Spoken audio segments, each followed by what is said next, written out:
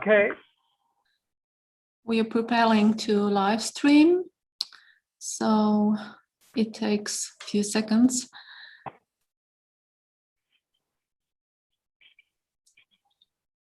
Okay, and we are live on YouTube, so feel free to begin. Okay, hello everybody, good morning. Back again to the 18th joint seminar of the German-Polish Association for the History of Medicine. We already had 12 papers yesterday, and we're very much looking forward to having 10 papers today.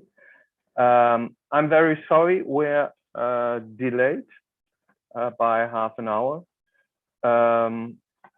but as we have a lunch break of 90 minutes, my proposal is that we going to shorten the lunch break by 30 minutes and to have it only 1 hour, which then would mean that we start with session 8 after the lunch break in time on 13:30, 1:30 Berlin and Warsaw time. So what we're starting with, we are starting with the midwives. There had already been some questions yesterday regarding the midwives, and the very special thing about the midwives is that we have female experts. Yesterday over the day, we heard about religious, political, and physician experts, all male, and male experts debating on female duties of birth giving and in birth giving regarding population policy, health policy, and so on. Only in the section with the press, we had 2 journals made and edited and written by female, 2 women. So this had been the only one, and midwives had been the very experts in giving birth. Physicians only turned in the run of the 19th century very strong into this business. And so we have one paper regarding early modern time and another paper regarding early 20th century. So we're starting with Katarzyna Pękacka-Falkowska, who joined our German-Polish Association already nearly a decade ago. As far as I remember, this was in Magdeburg that you joined us. Am I right? In 2013? I'm not sure. Something like this. And she's assistant professor at the Department of History and Philosophy of Medical Science at the Poznań University of Medical Science. Her interests include medicine and natural history in the 17th and 18th century, and especially the exchange between Royal Prussia, the German lands, and the Low Countries with on today's Polish territory and formerly Polish-Lithuanian territory. So, Katarzyna, it's up to you. We cannot hear you right now. You have to unmute. So, thanks a lot for that introduction. And indeed, I am just sharing now my screen. Okay. So, I hope that now you can see my presentation. So, ladies and gentlemen, today we are moving to Royal or Polish Prussia, which from the 15th to the 18th century was a part of the Polish-Lithuanian Commonwealth. And that province possessed really a great importance and played a crucial role in that country due to its role on and location on the Baltic Sea. The largest cities of that region, such as Danzig and Thorn, so the present-day Gdańsk and Toruń, were inhabited by the German-speaking Protestant burghers mainly, who made the core of local social elites. Yet also Polish-speaking Catholics made a social fabric of Polish-Prussian cities, which I would focus on during my today's speech. So here you can see where was located Polish or Royal Prussia, and you can see those two cities, Danzig and Thorn, which I will speak about. So Lutherans, Czech Brothers, Mennonites, Calvinists, representatives and members of other Protestant denominations, Roman Catholics, Jews, etc., made a confessional landscape of that very specific region. And indeed, Polish Prussia, populated by diverse ethnic, confessional, and linguistic groups, was a very unique part of the Polish-Lithuanian Commonwealth. Previously, researchers have paid, unfortunately, a little or even a scant attention to the medical market of that unique province. As far as I see it, it results at least from three factors. First of all, for very long, and I would say for too long, it was believed that early modern Poland, together with Royal Prussia, which is really striking, has nothing to offer in the field of medicine and history of medicine. Why? Such an opinion starts with Bernard O'Connor, an Irishman and a personal physician to the King of Poland, George Sobieski, who stated in his History of Poland, which afterwards was translated in German, that medicine in the Polish Lithuania was rather outdated. That opinion was repeated afterwards for more than 2 centuries, and we may only ask whether O'Connor was right or maybe he was exaggerating. And it's really hard to give a proper answer to that question. We have to remember that, for instance, after returning from medical travels to the Western countries, Johann Philipp Reine, one of the most important collectors in Royal Prussia, was informing his friend, Hans Sloane, that he's pretty disappointed with medicine and medical history in his hometown, that is Danzig. It also should be recalled that Herdberg and other medical policists were complaining about a deplorable state of medicine in the Polish territories annexed by Prussia. Of course, in case of Herdberg, it was because of political reasons. But indeed, Polish Lithuania was a kind of a medical mosaic as well. Another problem refers to the fact that after the Second World War in Germany, the history of Royal Prussia or Polish Prussia was left to non-scholars. And as Karin Friedrich argued in her book, Other Prussia, these were usually the members of various organizations of those who were expelled from East and West Prussia, who were writing about history of that province, but of course they were focusing mainly on the history, sentimental history of the hometown or home village and so on and so forth, and not on the history of whole region.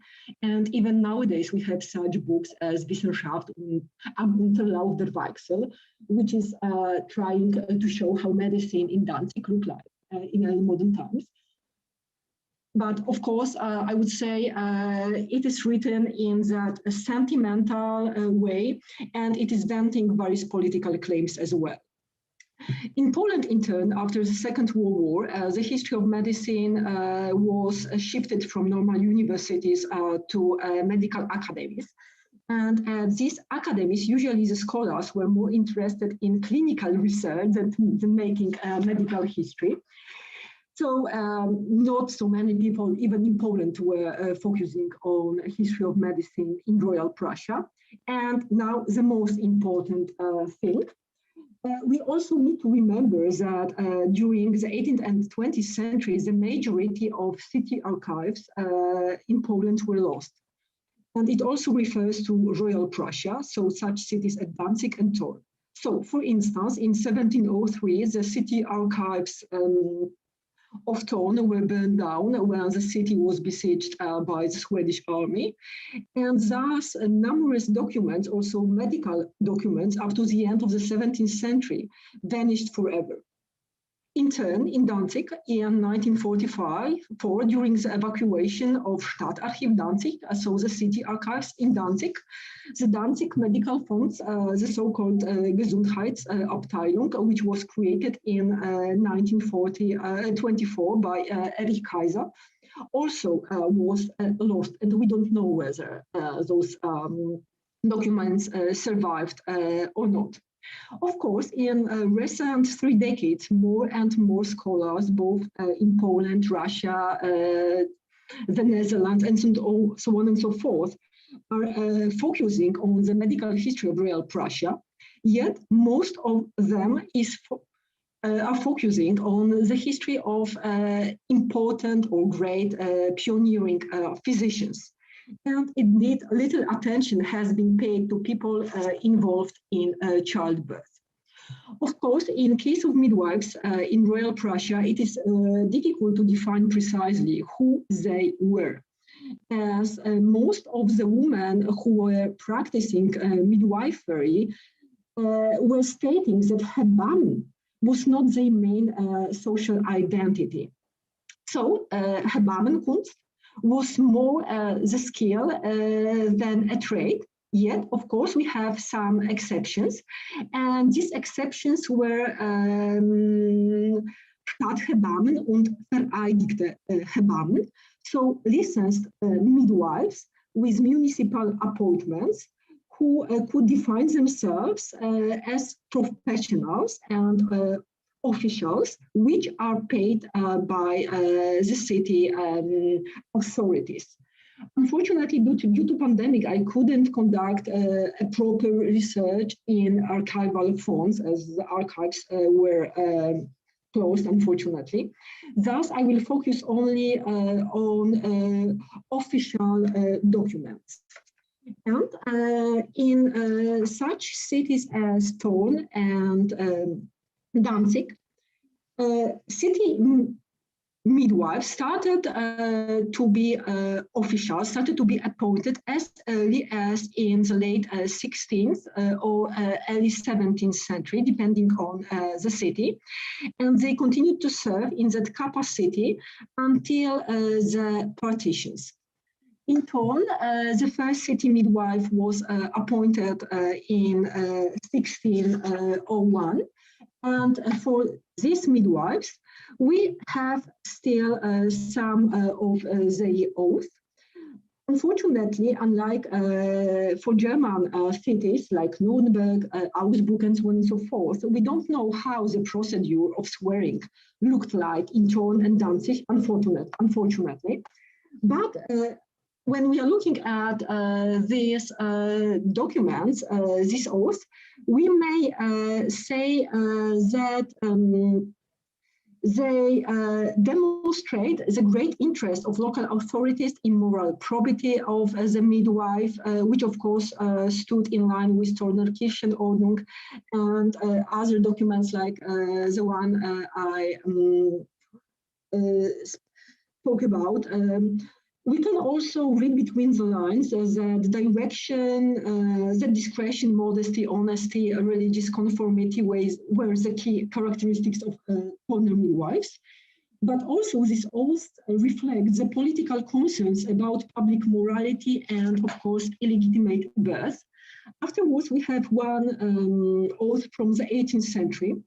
That one, I would say, comments also on a sober Christian life of the midwife, but for the very first time, it also underlines the need to cooperate by midwives with other local medical practitioners First and foremost, the city physicians, who were at the same time the supervisors of the midwives. And indeed, in the document, we have no indication on barber surgeons, which is striking, I would say. As we all know, midwives were dealing as forensic or medical experts, and thus all these ethical or moral concerns referring to midwives were crucial. I mean, if they were medical legal experts and if they were testifying at court, they ought to be not only professional, but also Christian enough. We all know that in Royal Prussia, Carolina was something what was important. And that's why midwives could attest at courts in cases of premature birth, impotency, virginity, abortion, rape, infanticide, and so on and so forth. Yet, in the 18th century, they started to be supplanted in courts by other medical experts as autopsies became more routine in infanticide cases. Thus, they were supplanted by not only surgeons or chirurgen or barbieren, but also, and maybe especially, by city physicians.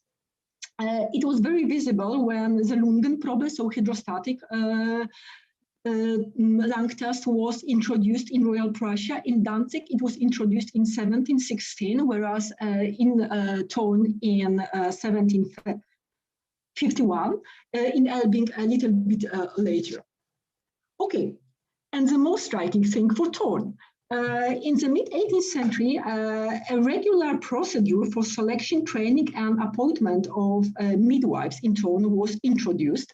The one who was responsible for that was Johann Thomas Sommering, so the father of the other Sommering, who adapted and translated into German the very important Russian document on the decent institution of the midwifing for the benefit of the society, which was issued in Petersburg in 1754, and whose author was Panayota Kondoidioda or Pavel Kondoidioda. And as you can see, of course, not every, I would say, regulation was introduced in Thorn, because it could not be introduced as they didn't have an official school for training midwives. But for example, he was focusing on the ways how to regulate the training, how to use internal and external medicines, what types of instruments city midwives in Thorn may use, and so on and so forth. Now we are moving for a short while to Danzig. In Danzig, the oldest oath which I found comes from the end of the 16th century. As in case of Thorn, it was repeating a lot of information on, as you can see, those moral stances. But at the same time, at the end of the 16th century in Danzig, in those Hebammeneid, it was introduced that the ladies would be supervised by their physicians. And the first official document which defended the status quo was the medical constitution for city physicians issued in Danzig in 1661, when it was officially stated that every Stadtphysicus in Danzig would be obliged to supervise and examine city midwives, both sworn city midwives and just city midwives who were not appointed to the office. Okay.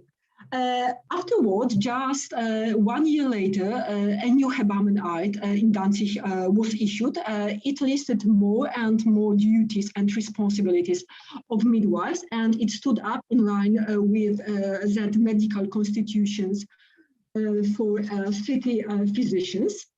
The next document in Danzig, which was trying to regulate the medical market of midwives in that city, was the medicinal Ordnung, which was issued in 1703, and it was repeating former regulations, but also it was, I would say, elaborating new ones.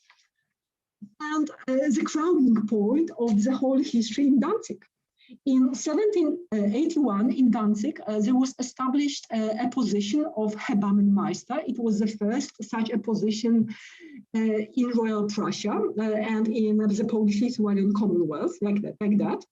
It all started in 1779 when the city authorities asked the Naturforschende Gesellschaft in Danzig, so the research society in Danzig, to give new directions how to reform local midwifery. In 1781, in January, the oath for the Hebammenmeister was introduced. People were discussing whether it should be an office or just a function, but after all, it started to be an office, not just a function. And the first person who took up that post was a graduate of Jena University, Martin Jakob Kubas. And what were his main duties? He was responsible for training and schooling the midwives. He was also responsible for accepting Schülerinnen or Studentinnen, Lehrtochter. He was responsible for examining them. He was responsible also for assisting when obstetrical disaster occurred.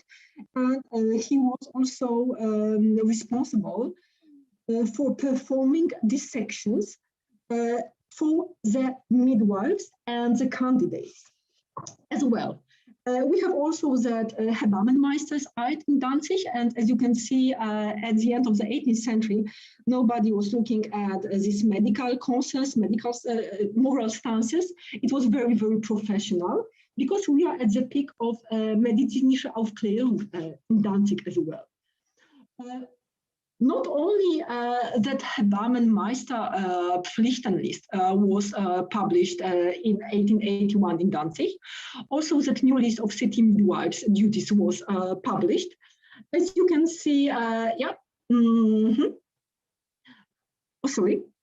you can see, it was divided into 84 paragraphs. These paragraphs were trying to define responsibilities of midwives towards themselves, their teachers, their colleagues, other medical practitioners, city authorities, pregnant women and their relatives, the ways of schooling, examining, licensing, but also that list structured the midwifery market as it expelled the unlicensed midwives. The last slide. Yeah. So as you can see, both Hebammenmeister post and that new ordinance or constitutions for midwives in Danzig was highly praised by various theorists of medizinische Aufklärung and medizinische Polizei in Germany. In various journals, numerous editors were saying it's just a great boon for the Royal Prussian society. So now we can only ask the last question. Who would profit from those regulations? And I will argue that these were not only local authorities, political, medical, or religious authorities. I am sure that also the midwives were profiting from these regulations, because for sworn midwives, these regulations were a real safeguard against the unqualified counterparts which were active in Royal Prussian cities and in the country. Things started to change here in Poland during the partitions, and I would say a lot of German ideas were adopted in province of Poznań and other provinces as well. Thank you a lot for your attention, and I'm also a little bit sorry for the way of speaking, but I was a little bit distressed and stressed after that delay. Thanks a lot. Thank you, Katarzyna. Perfectly in time. And as we did yesterday, we're going to have the two papers in consecution and first, and then have the debate of both papers together. To everyone out there, you can give your questions to the questions and answers Q&A on German F&A section or immediately to the chat. I will take notice and put them into the debate. So we're going on to Anja Katharina Peters, who also joined our German-Polish Association some years ago. She had already been in Szczecin where we met last year, and immediately decided to join us formally, which I very much liked, of course. She is one of the major researchers on midwifery in 20th century Germany. She is PhD, is a registered nurse at the same time, and a researcher of history of midwifery. And by now she's professor at the Hochschule Neubrandenburg. And she will talk about a biographic sketch on Margarete Lungershausen, which really is very special. Anja, we're looking forward to your paper. Thank you very much, Fritz. And I'm going to share my screen.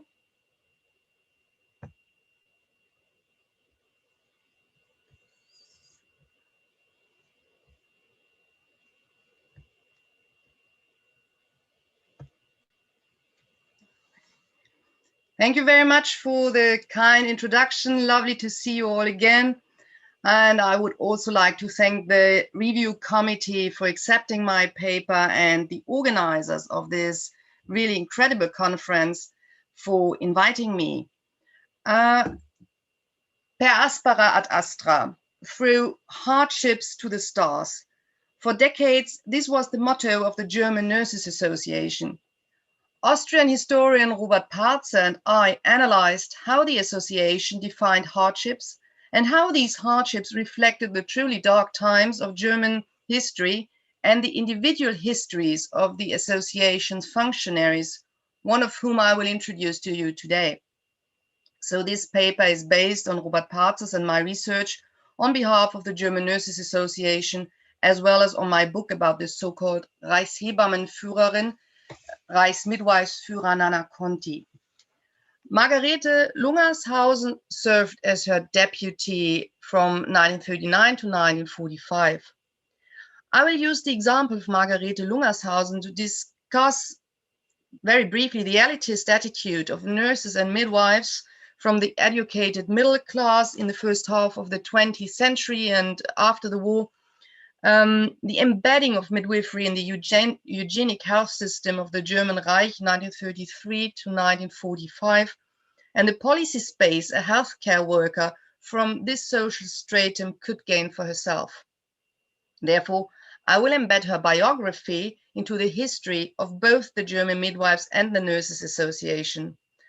I have allowed myself to widen the focus of my paper a bit and include further midwives and nurses to give you an insight in the networks these women created beyond World War II.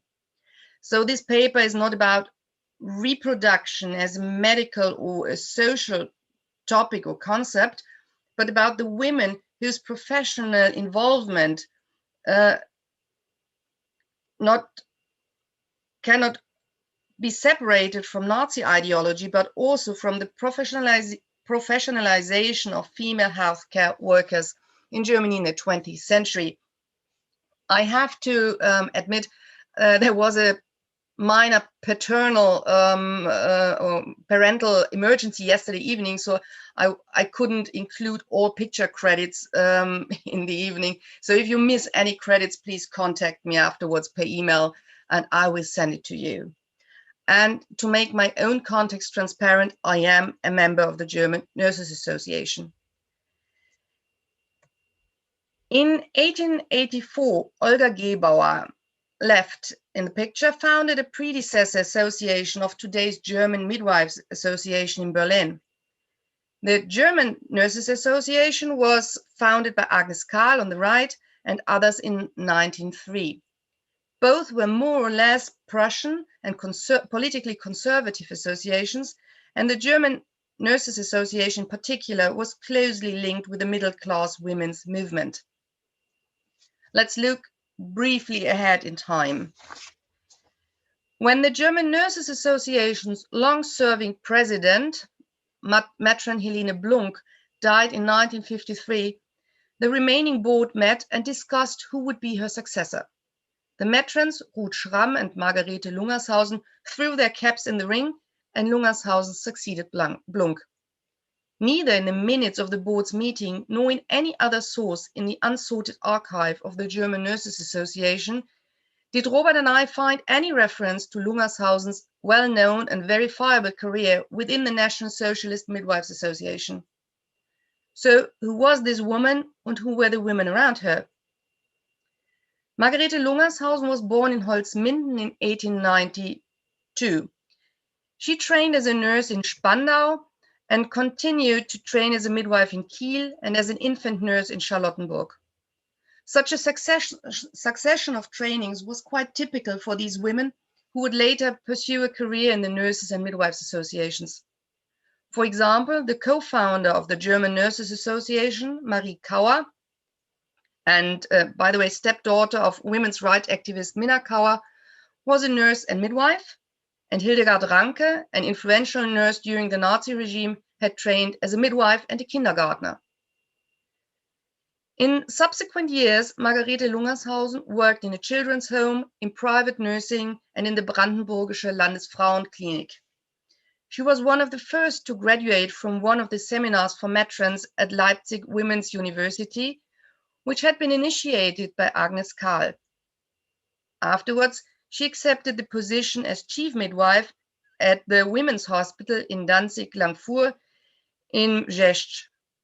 One of the midwives working under her supervision was Maria Magdalena Moser, who, like Lungershausen, had also trained as a nurse and would be in office later as superior of the NS-Reichsfachschaft Deutscher Schwestern, the NS Association of German Nurses, from 1942 to 1944. Networks are growing.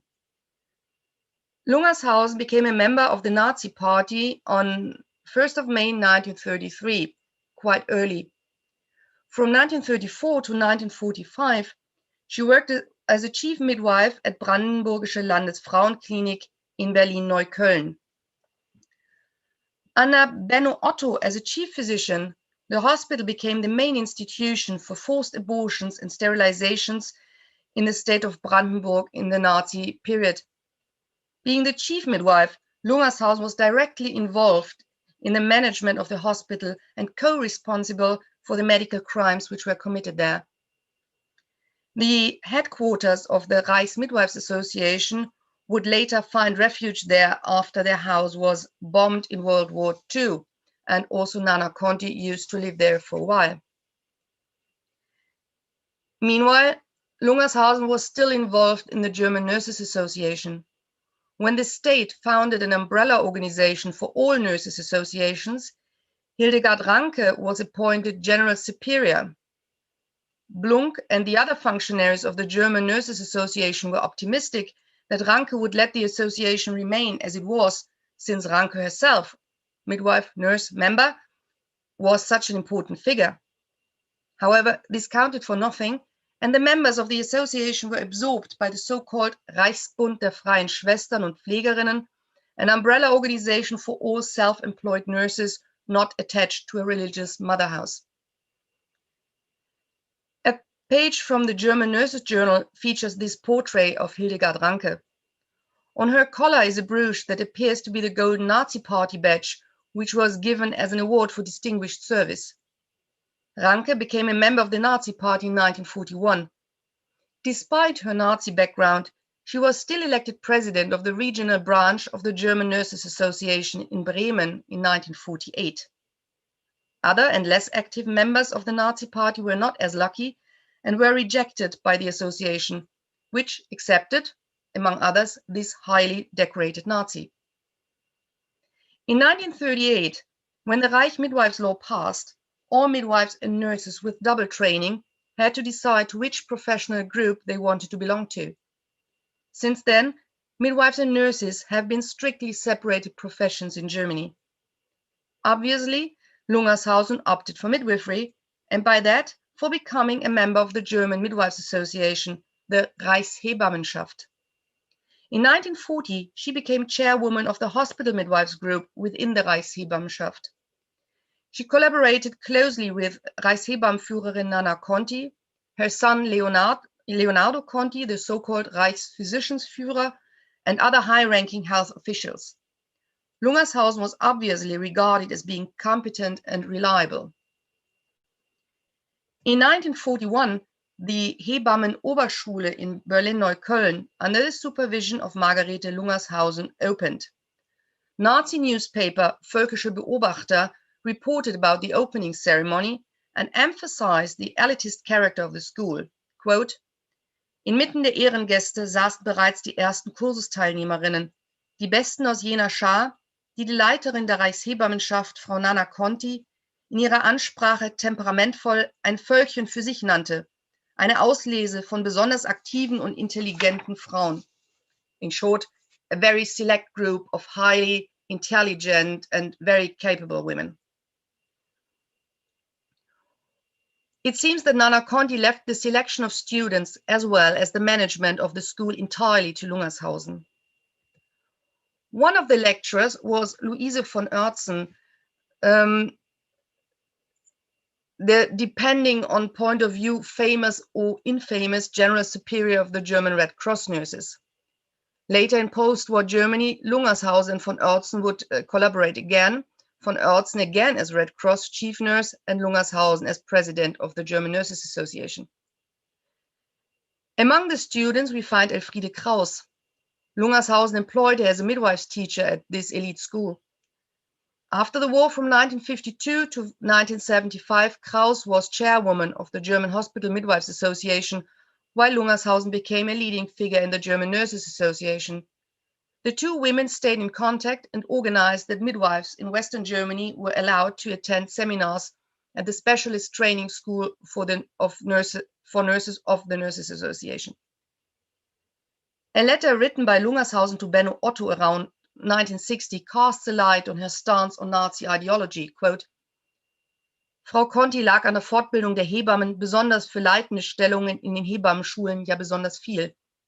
Ich weiß, wie dankbar sie Ihnen, lieber Herr Professor, war, dass Sie die Brandenburgische Hebammenlehranstalt für diese damals halbjährigen Lehrgänge zur Verfügung stellten. Es war ja nicht alles schlecht, was unter den bösen Nazis damals getan wurde, zum Beispiel auf dem Gebiet der Ausbildung der Hebammen. In short, Nana Conti was highly interested in the training courses for midwives in Neukölln and grateful to Benno Otto for giving room and space for these courses. And Lungershausen concludes that not everything was bad under the evil Nazis, for example, on the field of midwifery. In spring 1944, Nana Conti asked her to supervise those midwives who worked in the maternity home run by National Socialist People's Welfare in Wolverton near Brussels and the Lebensborn home near Lüttich, Liège.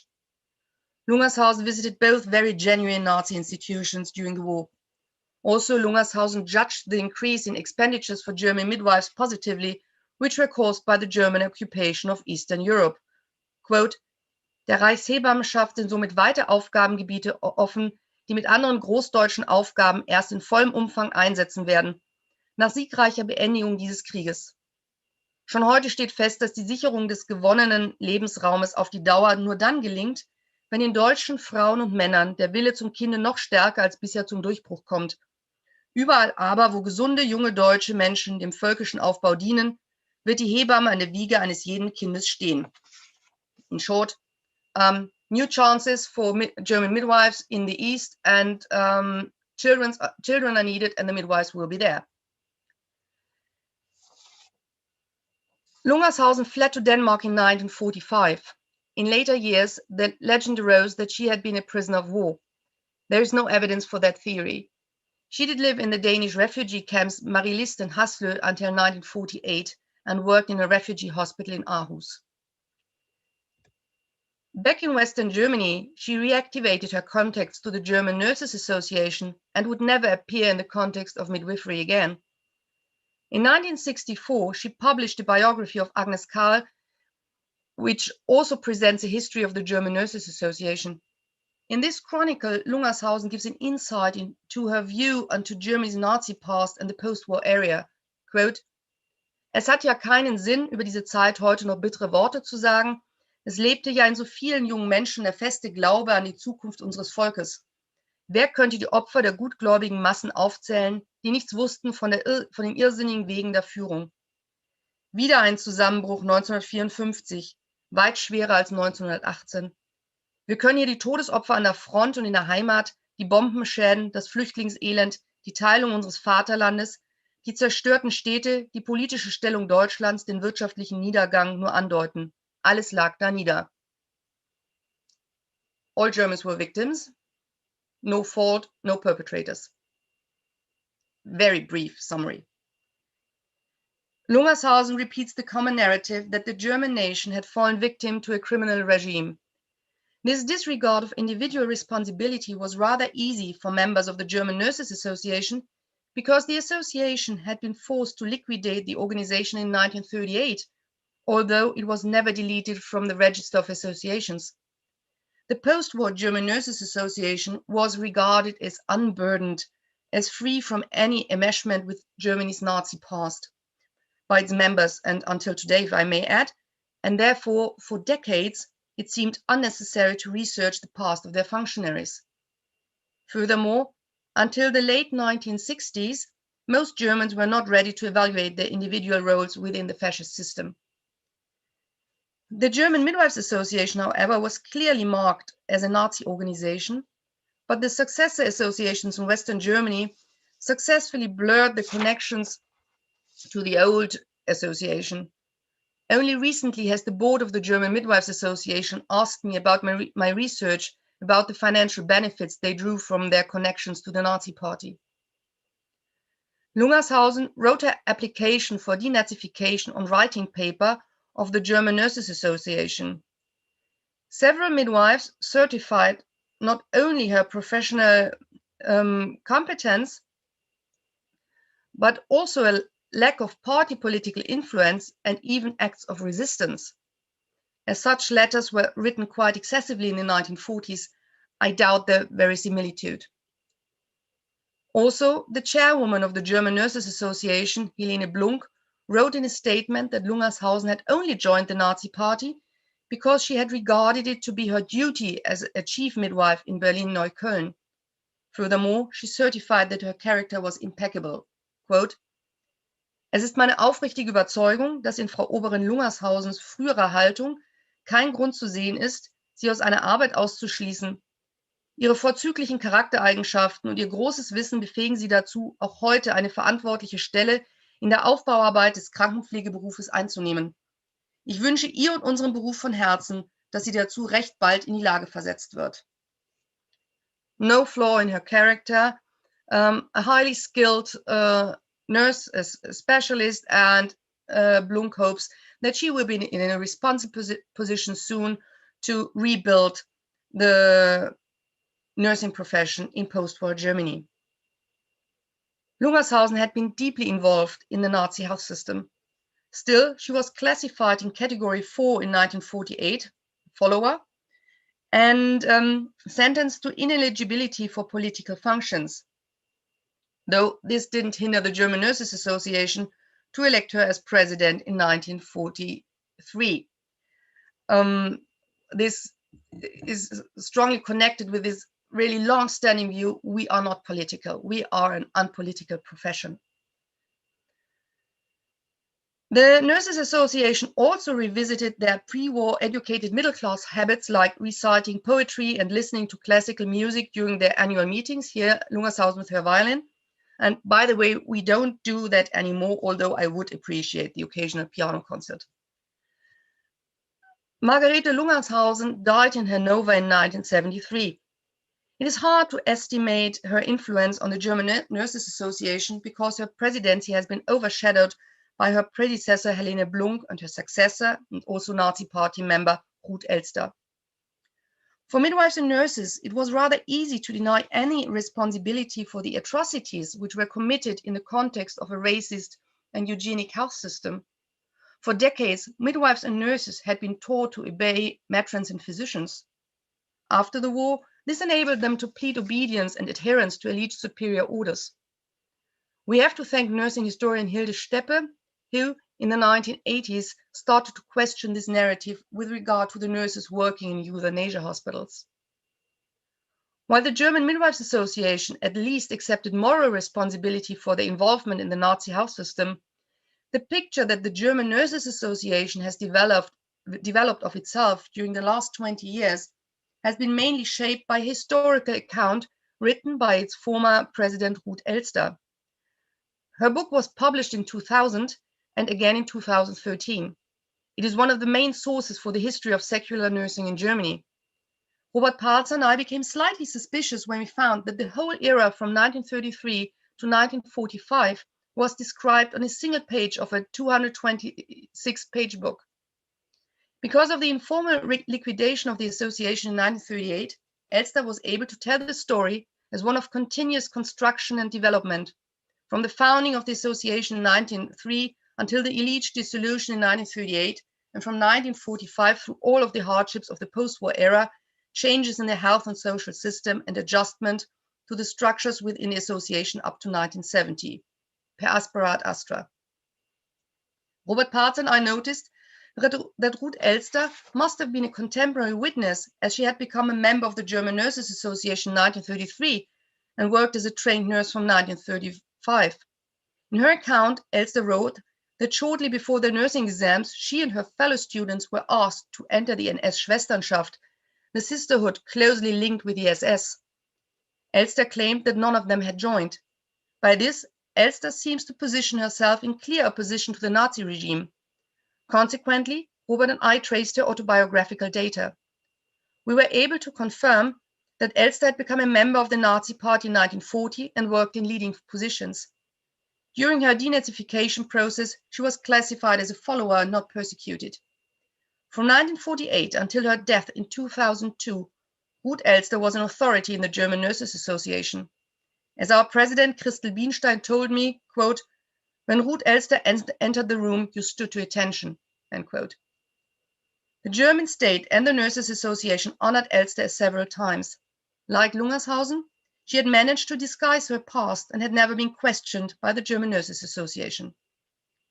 To conclude, I can say that Robert Palzer and I found a network of women within and around the German Nurses and the German Midwives Association who were linked by social background, education, political goals, and ideology. We could not find any proof for resistance from 1933 to 1945. Any anti-fascist statements after the war have to be regarded as self-protecting behavior. They are particularly untrustworthy if former Nazi Party members like Margarete Lungershausen and Ruth Elster gave them. The foundress of the German Nurses Association, Agnes Karl, once wrote, quote, "There is no autonomy without responsibility, and that is something every one of us has to bear in mind continuously," end quote. Credit belongs to the current boards of the German Midwives and the German Nurses Associations for facing a history that has to be rewritten and accepting responsibility. In this year of the healthcare worker 2021, I do hope that we, as German midwives and nurses, by evaluating a difficult past and accepting responsibility, will gain autonomy. Thank you very much. Thank you, Anja. So we had two papers with some chronological lag of about 150, 200 years. But to sum up, at the very core of both of your papers is professionalization, which in 20th century meant to get at least close, but maybe really within Nazi eugenic politics, actively helping to do that. When in the 17th century in Thorn and Gdańsk, that meant to be in an impressive way independent of physicians, most of all, as being appointed by the magistrate.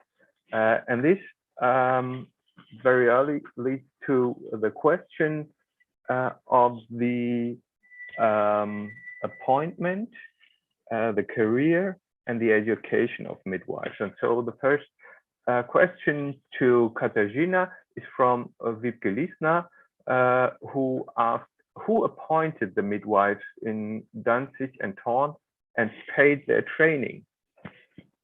Were they voted by women, like it was common in many parts of Prussia, in rural areas till the 19th century, or were they appointed by health officers?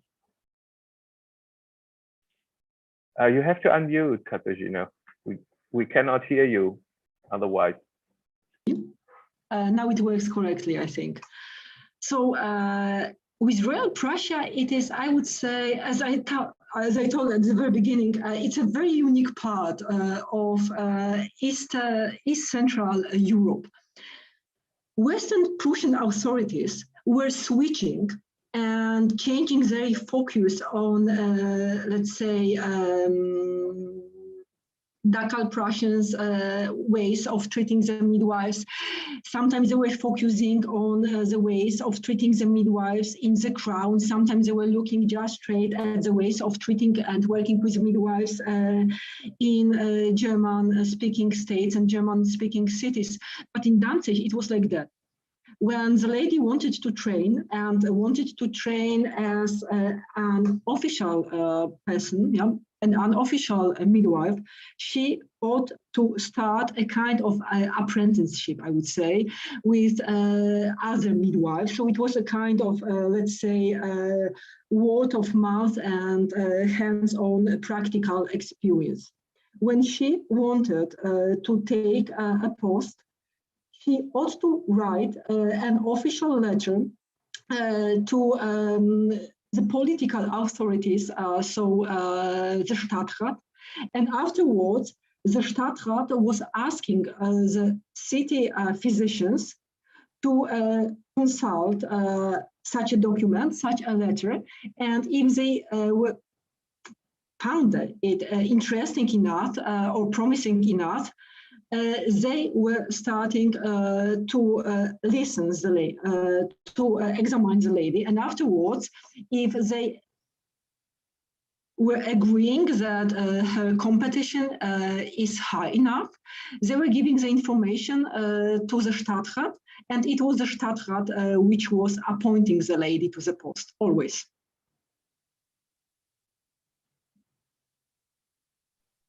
Thank you, and I may add this is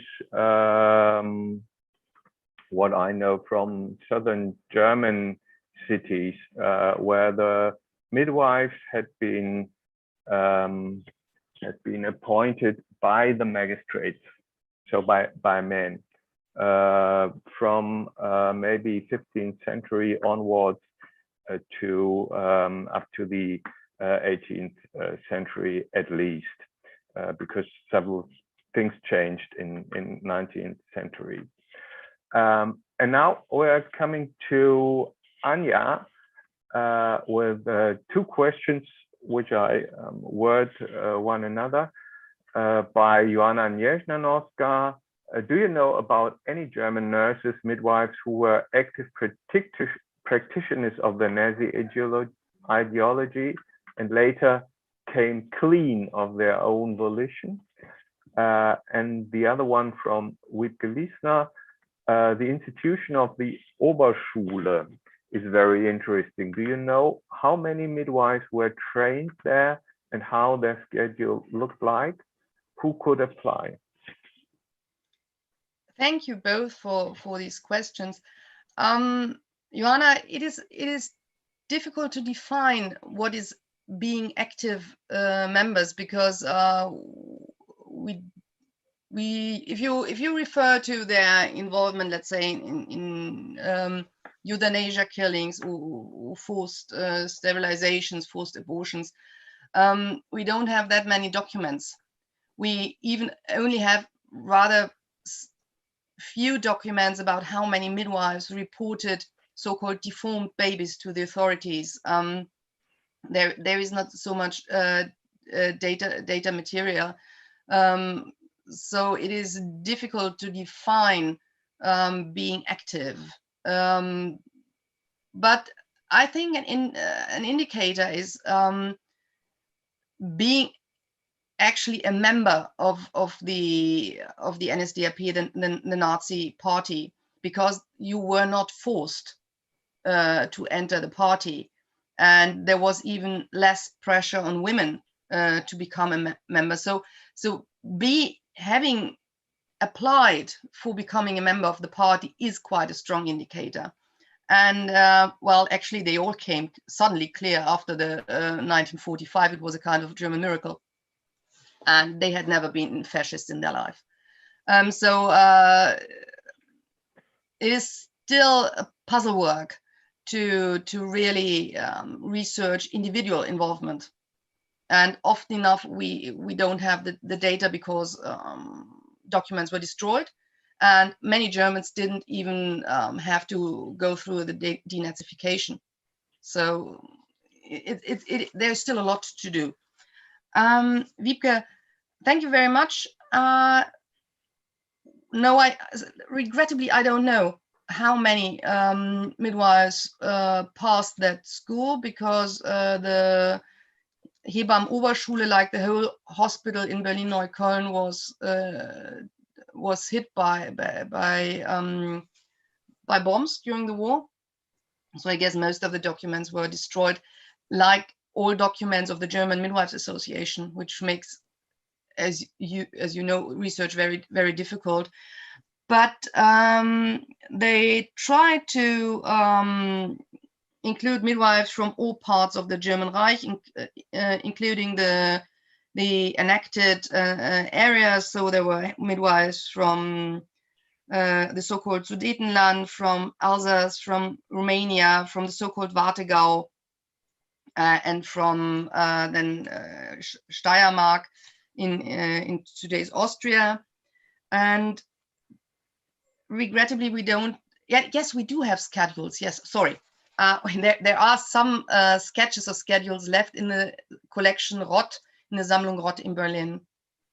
But the courses, the seminars in Neukölln have not been the focus of my research yet. So there is still a treasure to find.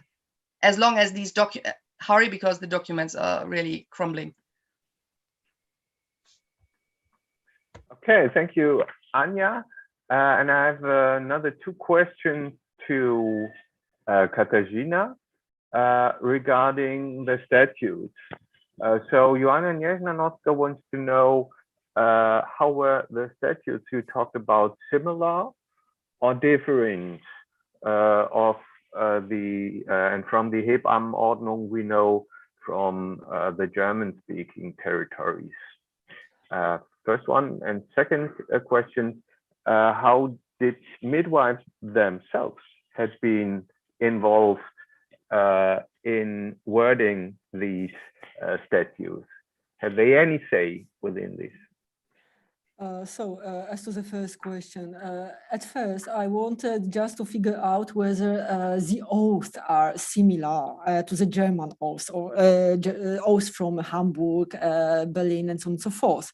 Thus, I was searching for various books on Notariatkunst, yeah, and I started at first with Simon and the Juribus Obstetricum, and afterwards I was just looking on various editions of Volkammer's Notariatkunst, just to see whether there are similarities in the oaths. And to be frank, always these oaths were adapted to the local conditions, and the same refers to the status. In case of Danzig, they were, I would say, totally adapted to the local situation at the end of the 18th century, and the Naturforschende der Gesellschaft had to figure out what is really crucial in the Danzig context. Of course, they didn't realize everything what they wanted to do. As Brunati afterwards was complaining about, as for example, the okay, never mind.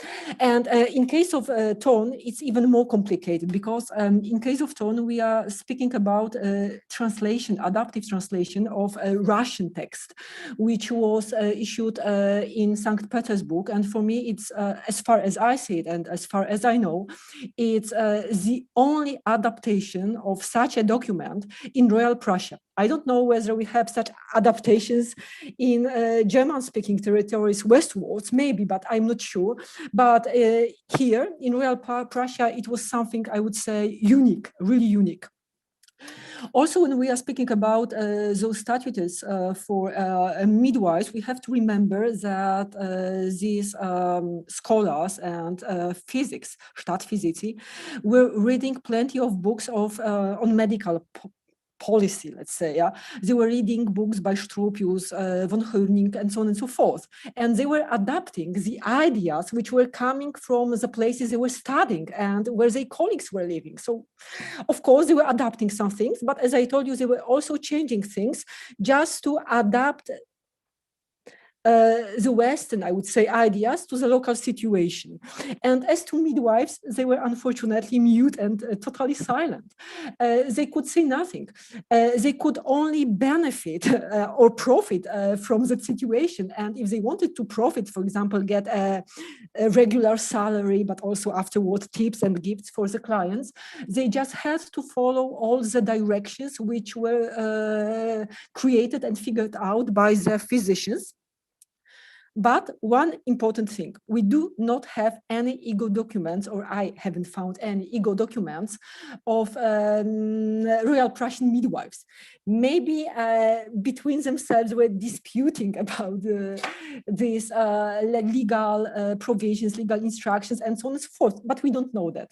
So in case of official legal discourse, they had nothing to say, unfortunately.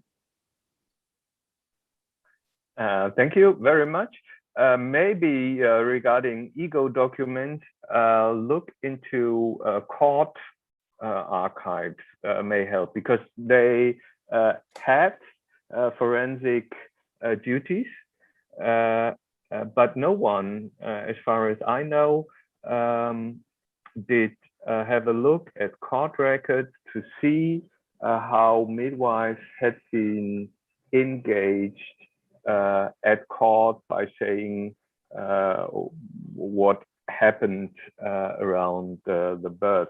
So that might be a way to get to the voices of the midwives, which is not completely free of voice because it's at court, but it might be a possibility to hear the far sound of the midwives' voices. But turning to Anja again, I think it's a similar problem, and what we can see in late 19th and then in 20th century is how much midwives adapted to working at hospitals, and we still do know relatively little on the midwives in 20th century working outside hospitals on their own. Right?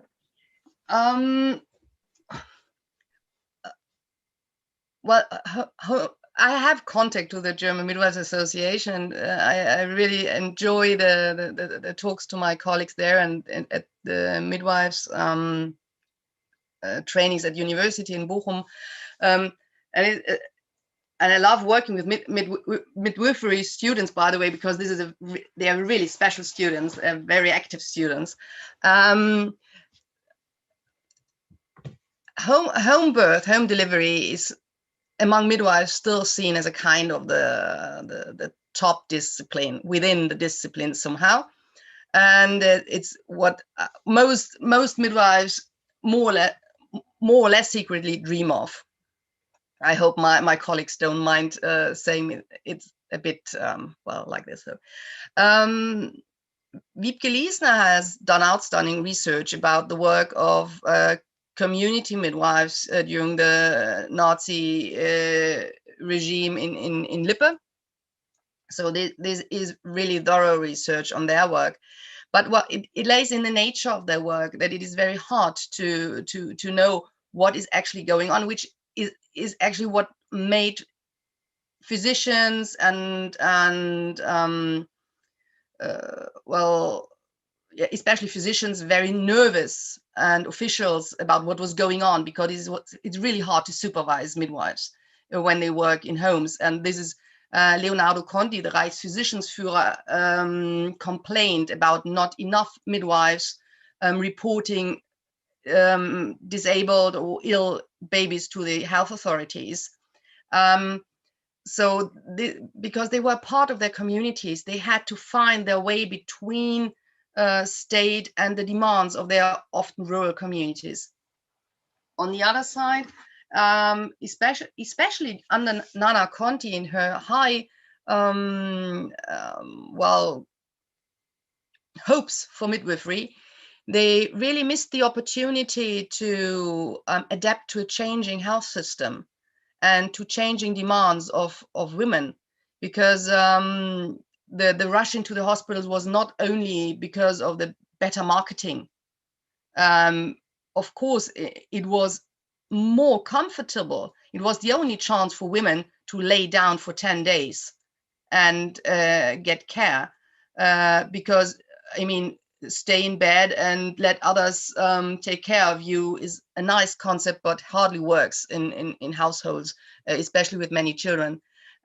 So there were reasons why women went into the hospitals, and this really keeping home delivery as the crowning part of midwifery themselves, and trying to really force people into home delivery somehow ideologically, really fired back and made midwives miss to adapt for a long time. And this also led to the decline of the profession over several decades. Okay, thank you. So I think there's still a lot of topics open, and especially midwifery, midwives and the hospital, and the education of midwives, which still is open for early modern period, because in 18th century, when in the hospitals began to have the midwife trained by physicians, this had been done in hospitals. So the institutional aspect, of course, will still be discussed for a long more time. And I very much hope you, Anja, and you, Katarzyna, will be involved with this discussion. Thank you very much for your papers. Thank you very much for your for the discussion to everyone. And if we start again with the next session at 11:30, we have only a small break now, but 20 minutes may be enough for taking a coffee and a breathe at the open window or on the terrace for every one of us. And so everyone welcome back at 11:30 when we will talk about clerical, political and medical advice. Thank you.